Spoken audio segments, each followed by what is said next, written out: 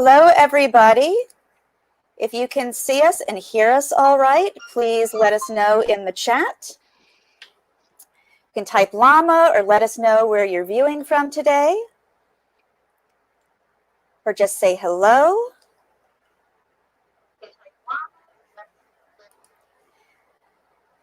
Well, I guess we can get started. So hello, everybody. My name is Kitty, and I am here with Steve Griggs for today's live etcher demo. And Steve will be showing you how he approaches wet-on-wet techniques in a seascape. Now, if you have questions, please put all your questions in capital letters so I can see them more easily. And if the question is relevant to what Steve is doing at the moment, then I will let him know at the time. If not, I'll be holding it until the end when we do our question and answer session. So, we've got lots of people coming in. We've Atlanta, Columbus, Ohio, Montana, Germany. Excellent. Excellent. All right. Cool. So, Steve, why don't you show us some of your work and tell us a little bit more about what we'll be doing today? Okay, sounds great. I'm going to grab a pile of paintings here. I'm going to go over to the board real quick to show you the paintings, but these are examples of the kind of watercolor paintings I do. They're very loose. These are primarily cityscapes, but they're very loose and fluid, and I use wet and wet, which is what I'll be describing today, using a cityscape as the platform.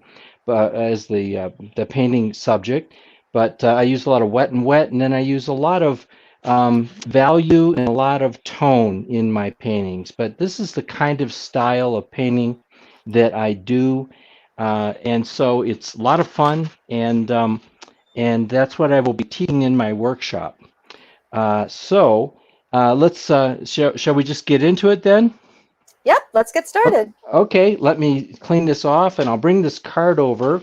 I got my my etcher products on my board here today because I love these things. So I've got a couple of tins with some watercolors in them, but I just wanted to eke it out and have a little etcher product on the board while I was painting. Today I'm gonna focus primarily on painting the wet and wet section of this painting right here, this seascape.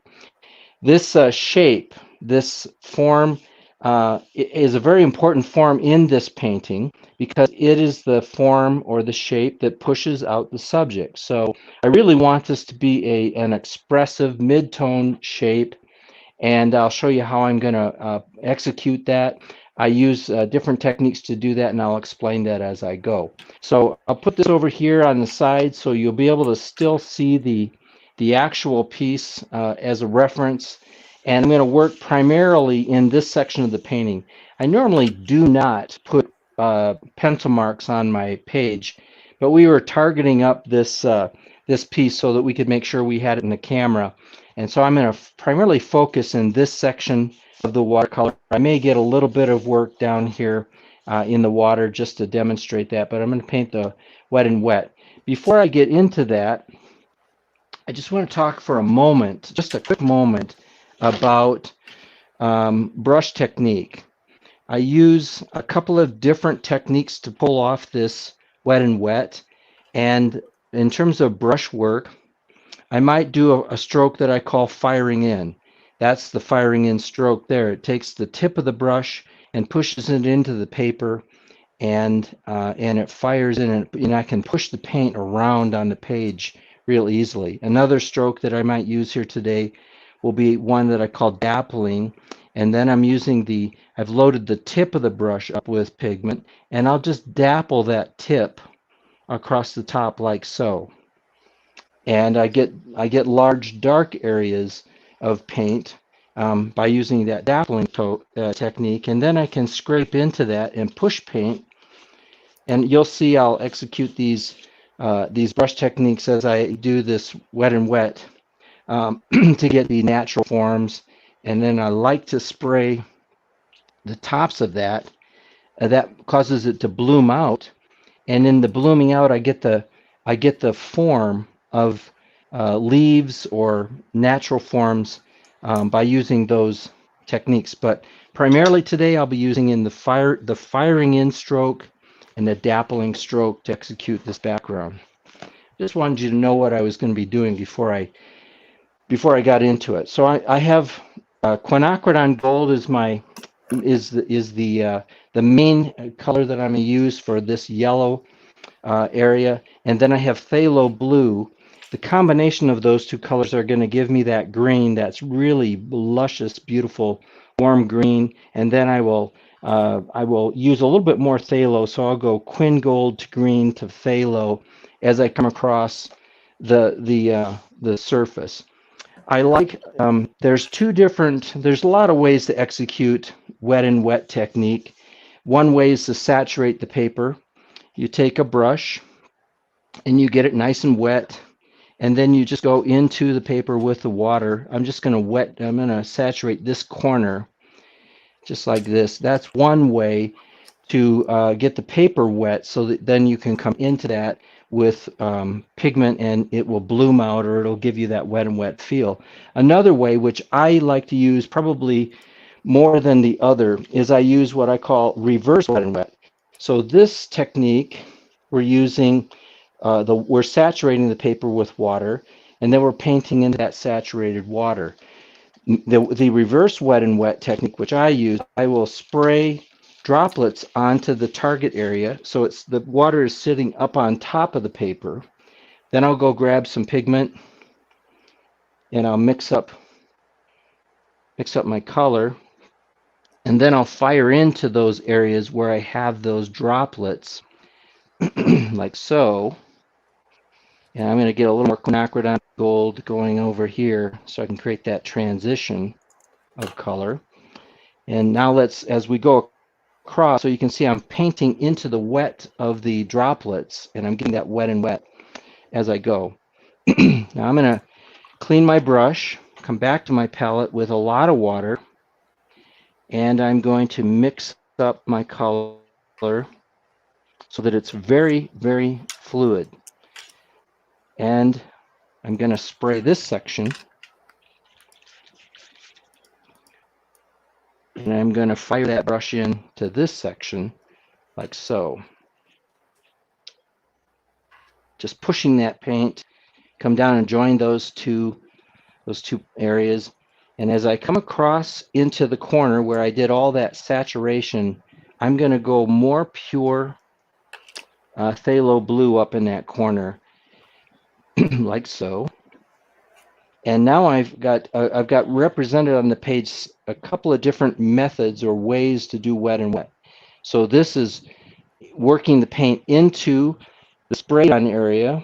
Again, I call that, and I demonstrate this in the class. I work that into the spray areas, and this area over here, I saturated paper first with water, and then I've gone into that with my brush up in that corner. Now there's the wet and wet.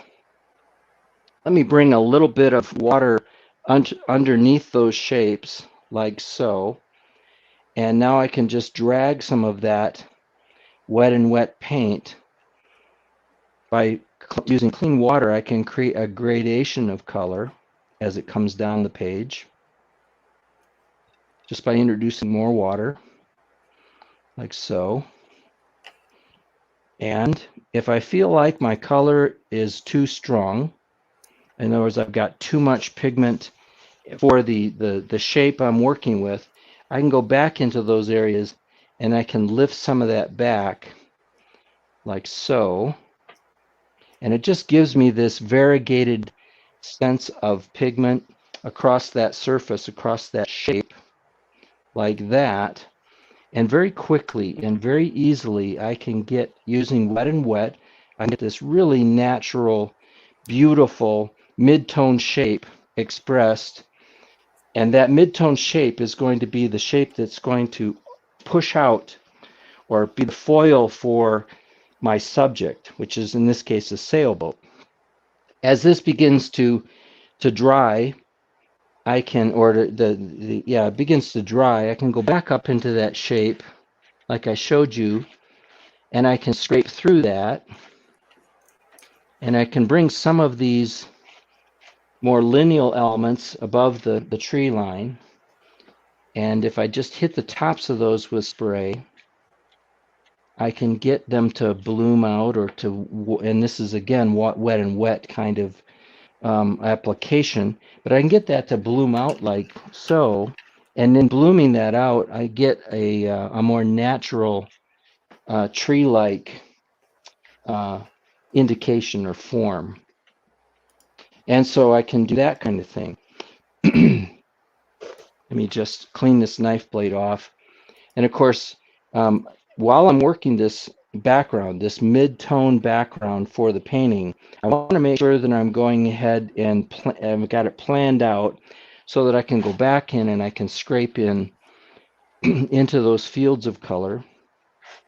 I can scrape Steve, in some, yeah. we have a question in the chat. What are you using to do the scraping? I just have a pocket knife. Oh, This okay. happens to be a buck pocket knife, but you could use a credit card. I have a credit card here. You could use a credit card to do some of that scraping in, Oh, cool. use the corner. You can use any kind of palette knife will work as well. I don't happen to have one right handy, but that's what I'm using for scraping in. I'm just taking the edge of that or the edge of my, I don't know if there's anything personal on there. I'll just set that aside. Yeah. Now, one of the things that I want to show is now it's wet and wet, and I have that going. Here's some, I want to scrape that mast in. So I'm going to give myself a really nice, generous shape over here, like so. And then I can scrape some of these guy wires into that wet and wet field to go and be able to build out my subject later. Right? So where is the brush? Here we go.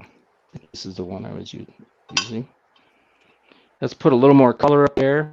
I have a little bit of, I had Quin Gold up here. I don't think I finished going around my colors. I've got a little bit of raw sienna here. If I wanted a little more yellow, I have that to go for. And then I have my quinacridone gold, which is just brilliant, earthy, neutral. And I've got my phthalo blue. On the palette too, I also have a little bit of lunar black. And I use this to shade my colors. And then I can fire that into this wet and wet. Lunar black is a granulating color. And I love that for punching out some darks. See how that's just going in, that's just dropping in really nicely into that wet and wet area. And this will end up granulating, which gives me a really nice textural quality to the background. Here, let's make it a little bit more blue as we work it into this wet area, like so. But I can get a really nice tonal expression by shading down that color. And again, if I think it's a little too much, a little too powerful, and it will dry up a lot lighter than it's presenting right now. That's a quality of watercolor that we have to learn and learn to work with. But I can go in and I can just kiss the paper with my, this is just Kleenex without any additives or lotions. It's just a paper. I can go in and I can lift that back just a little bit. And I can get these really nice textural qualities to that mid-tone shape that I have in the background. So that's principally a really good demonstration of wet and wet with respect to this scene. Now, as this begins to settle and dry, I will also take my spray bottle and just tap it and throw water on that wet and wet area, and it will give me another textural element. The water droplets will go into that, and it will cause that to bloom or to have these little pockets of white. So I can get, again, some more textural qualities that indicate that mid-tone shape as a background, but it makes it more interesting. And as it dries, of course, I can do more scraping into that area to give myself more of a natural feel to that area. So that is primarily my wet and wet technique, and that's how I expressed the background for this painting. Down here on the beach area, just above the boat. Let's darken this down just a little bit. I went in with, if I give myself just a little bit of water, I can go into that area with a little bit stronger color. And again, this is that reverse wet and wet. You can see how the paint is taking to the water droplets that I sprayed down there. Let's give myself just a little bit of dark over here. So I've got a transition of dark to light and then into that green color. And it creates this area right here. That's how I'm expressing that area, and that's wet and wet as well. And right on that Steve? margin, yes. If I may, I would like to interrupt you with a question from the chat. Sure. And I'm going to add to it as well. Do you ever worry about cutting your paper with a knife as you're doing scraping? And I'm wondering, in that same vein, what kind of paper you're using right now? Is it cold press, hot press? Oh, great questions. This is 140-pound Arches rough cold press paper. And I paint primarily on rough paper. I do paint on some Fabriano, but this is Arches. I like Arches paper. I know that's a big subject for a lot of watercolor artists. A lot of people have preferences for Saunders or whatnot. I'm an Arches guy. And no, I don't really worry about cutting into my paper. I'm mostly scraping. These marks up here are cuts, but they are just the blade going across the paper. And so what it does is it creates a capillary. So it does go into the paper a little bit, but it doesn't go anywhere near going through the paper. But it creates a capillary, and that capillary is how I'm getting these dark lines. And then if I go in, it's a little drier, and I use the side of the brush, I can scrape a line through. This happens to be a little bit wet area, so this will backfill. But when I'm using that, I'm putting a little indentation in the paper, and there's a little bit of pigment on each side of that indentation, and the pigments then will flow back into that, because water seeks it seeks a common level, right? But if it's a little bit drier, I can get those white marks to stay behind. But again, I'm just scraping on top of the paint. Here I'm cutting into the paper, but nowhere near going in to go through the paper. Thank you for that really excellent, thorough explanation. Oh, you're welcome. That's amazing. And then, of course, I can put some of those marks that I had. I call this the beach area. So there might be some little treelets, mini trees or scrub vegetation growing up. But that is primarily how I execute a wet and wet technique. I'll either saturate the paper and then put the pigment on top of the saturation. Sometimes I will fully saturate if I want a really beautiful wet and wet that's just all over the paper. I'll saturate the paper, but most often I don't. I'll paint with this technique, this reverse wet and wet, where I'm spraying the water on top of the paper, putting the pigment into the water as it sits on top, and then letting the two of them mix and go down into the paper. I get better color mixing, I believe, by using this technique. I can get this variety of color happening in the wet and wet area. Excellent. Wow, this has been so short, but so informative. This is fantastic. Thank you. Oh, you're and Steve, welcome. It does look like we have lost your face camera. Okay. So maybe Susan can get that going. If not, we can just continue the way we are. There we are. Okay, you're back. Hi. Great. I wonder what happened there. Yeah. I don't know. Well, so let's open this up to some questions in the chat. Does anybody have any questions for Steve? Well, while you guys are thinking of that, what I would like to mention is that we have a mini workshop coming up on October 12th at 3 o'clock Eastern Time.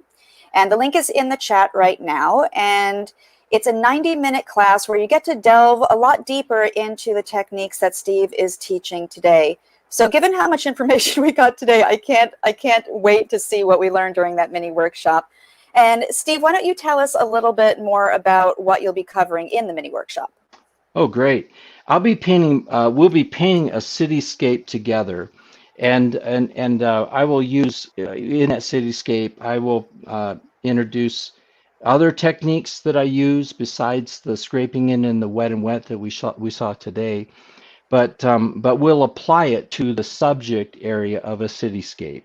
So I think it's really about the development of shapes. And so, like in today's painting, we really wanted to develop that background shape using wet and wet. I'll show how I use that same approach to develop shapes for the city. Like how do you express a building shape? How do you express people? Which are usually the big idea or the big centerpiece to a cityscape is people. So I'll teach, or we'll go through how can you represent the human form, and then entourage. How do you include things like cars, light poles? How do you judiciously sort out information that's not essential?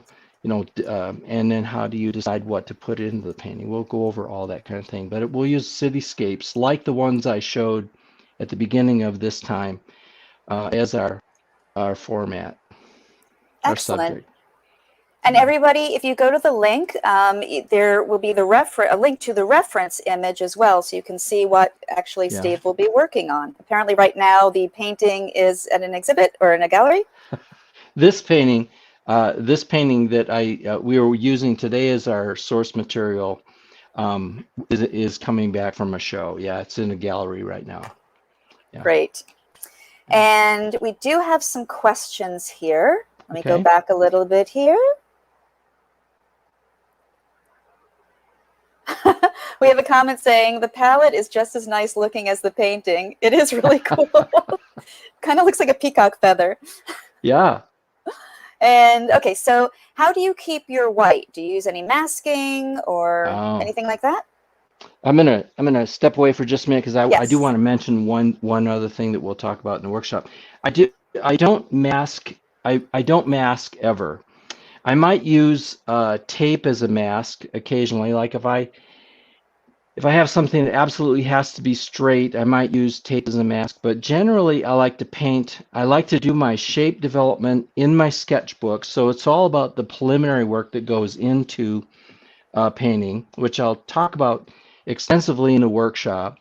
Because I do all of my motif development, my subject development, shape development in sketchbook, so I can attack the painting without inhibition. I know where the shapes are going to be, and I know where I want to save the whites primarily. Like I mentioned, the beach area, or where that large mid-tone shape comes down to where the boat will be. So I have that already worked out, and I know where I want to reserve some whites. And if I'm painting a building that I want to be, or a person I want to use as a negative shape, then I'll focus on saving those negative shapes as I'm executing the other shapes that are around it. Excellent. So we'll be learning how to plan ahead for our paintings as well. Yeah, absolutely. Awesome. I just want to show this real quick. Yeah. This will be on the board. Okay. This is a Canson watercolor sketchbook, and I like to use the 9x12. I don't want to set it on the wet paper, but I like to use the 9x12 books. These are great because it isn't high quality paper, so I don't feel inhibited at all to do my development work in it. And but high quality, I mean, it's not arches, it's not 100% cotton, etc. But I can burn through ideas in this sketchbook really quickly.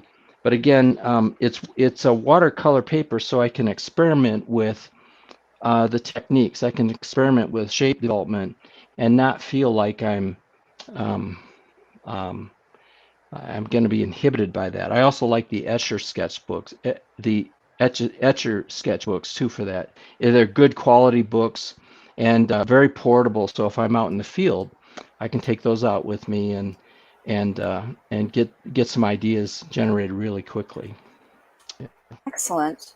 So let me see, we have some more questions here. Are you working on a slant or is it flat? This surface today it has maybe a 3% angle on it.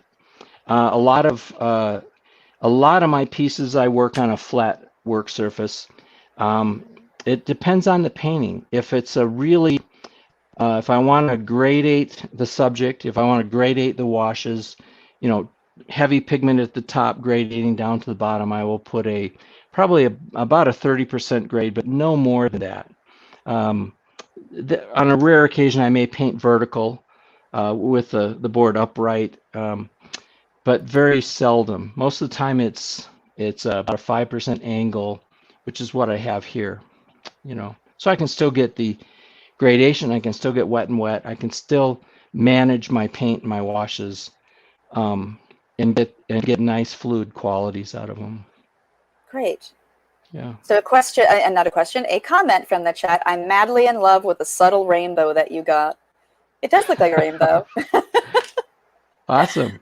Okay, Cool. so let's see what else.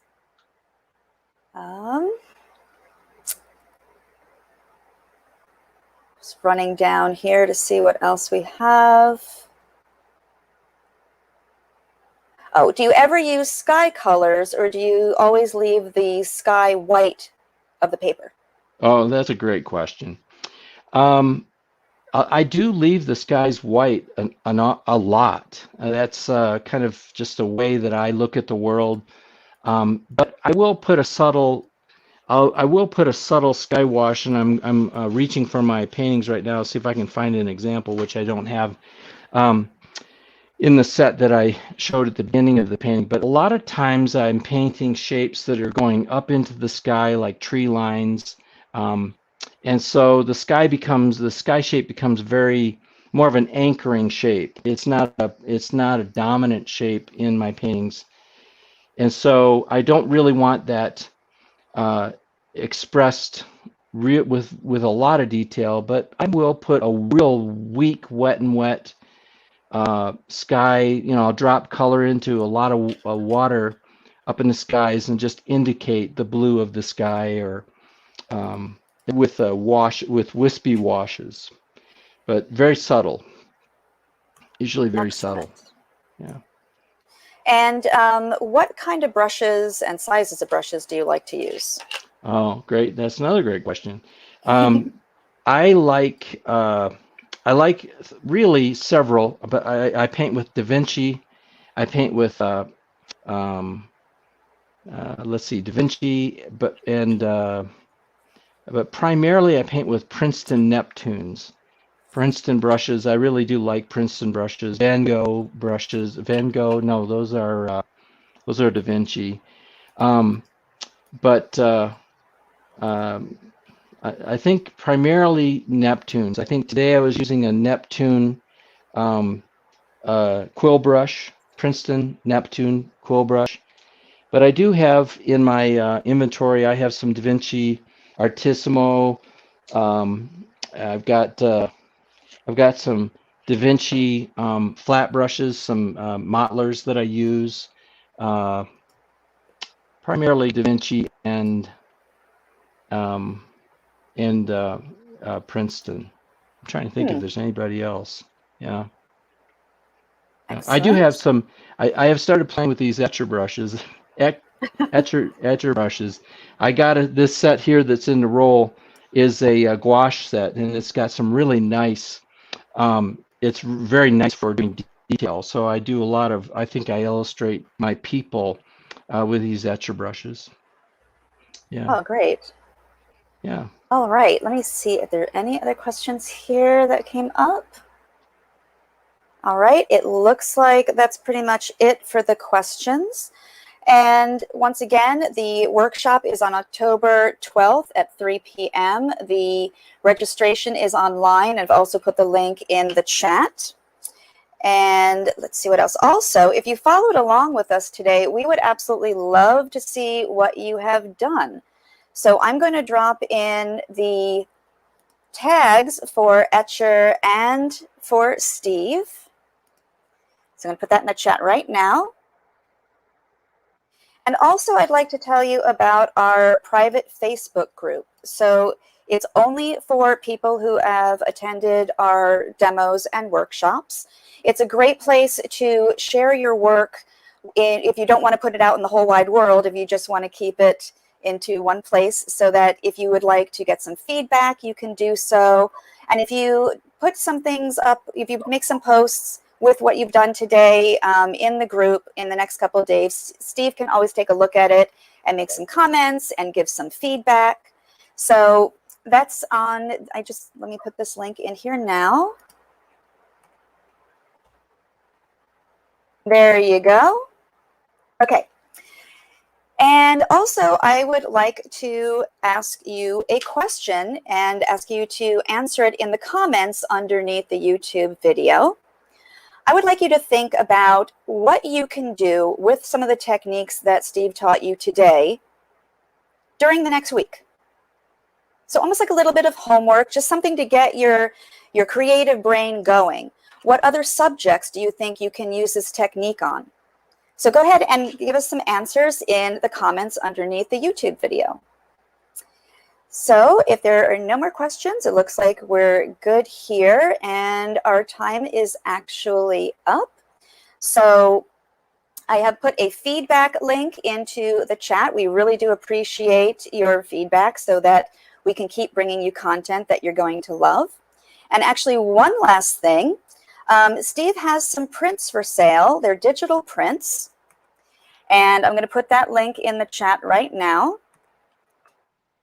And the digital prints, you get 3 different files for each of the images. And that is a wallpaper for your desktop, wallpaper for phone, and also the ability to print out an 11:17 print. So that link is in the chat now, and that's another way that you can help support Steve. So let's thank Steve for giving us all of his wonderful techniques today, and also for sharing his insight. And until we see you next time, make more art. Bye-bye, everybody. Bye, everyone.